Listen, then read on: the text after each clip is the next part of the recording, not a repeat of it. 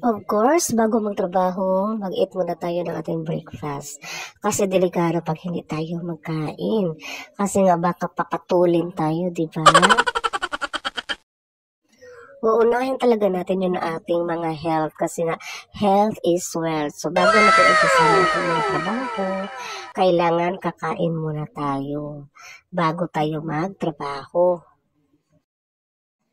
Lalo na kapag ang trabaho mo ay yung, for example, ayan, nagtuwad-tuwad ka dyan, or nag-climb-climb ka, akyat ka, tapos magbubuhat ka ng mga mabibigat, syempre, kailangan mo ng energy. Kasi pag wala kang energy, hindi mo magagawa yung mga trabaho mo, di ba? Dito pala ako sa school kasi marami akong dapat na ikip, itatago, i-arrange, kasi nga marami kaming mga ginagawa ng graduation.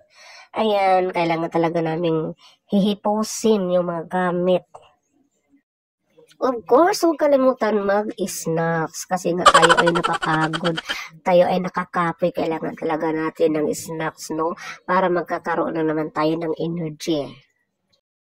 Laptop time na naman kasi meron ako mga hindi natapos na gawain. Kailangan ko talaga siyang gawin para naman matapos-tapos na kasi may iba pang pending na hindi natapos.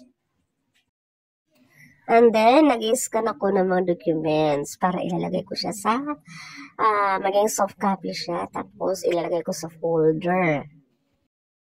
Galing sa school, ayan, pupuntan naman tayo ng palengke. Kasi nga wala tayong ulam, no? Ayan, pagkatapos ng palengke, nag-i-snacks na naman si madam. Hindi talaga mawala yung snacks ni madam, mawawala talaga yung diet. Kasi nga naggutom ka eh.